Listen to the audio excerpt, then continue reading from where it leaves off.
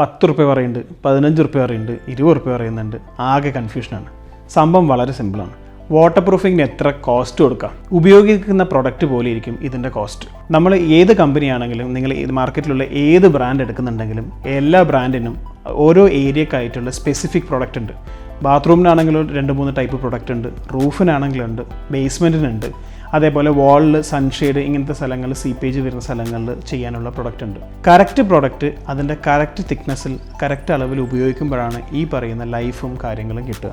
ഇന്ന് ബാത്റൂമിന് നല്ലൊരു quality water proofing ചെയ്യണമെങ്കിൽ ഏറ്റവും ചുരുങ്ങിയത് 45 രൂപ മുതൽ സ്റ്റാർട്ട് ചെയ്യും. അത് നമുക്ക് അപ് ടു 80 റുപ്പീസ് 80 രൂപ വരെ ചെയ്യാനുള്ള സാധനങ്ങൾ ഇന്ന് മാർക്കറ്റിലുണ്ട്. അതേപോലെ റൂഫിനാണെങ്കിൽ 50 രൂപ മുതൽ 95-100 രൂപ വരെ സ്ക്വയർ ഫീറ്റ് റേറ്റ് ഉണ്ടാകും.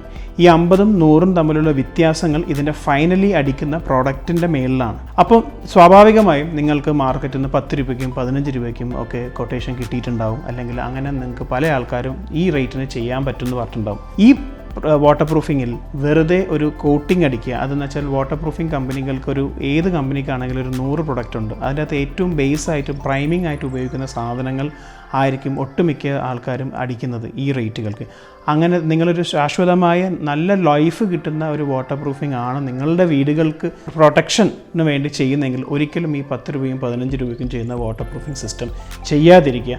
അതിന് പകരം നിങ്ങൾക്ക് ഇന്ന് മാർക്കറ്റിൽ എല്ലാ കമ്പനീൻ്റെയും വാട്ടർ പ്രൂഫിംഗ് പ്രൊഡക്ട്സ് അവൈലബിൾ ആണ്. നിങ്ങൾക്ക് കടകളിൽ ചെന്ന് വാങ്ങിച്ച് ഒരു പെയിൻറ്ററെ കൊണ്ട് പെയിൻറ്റിനടിക്കാനാണെങ്കിൽ അടുപ്പിക്കാവുന്നതേ ഉള്ളൂ.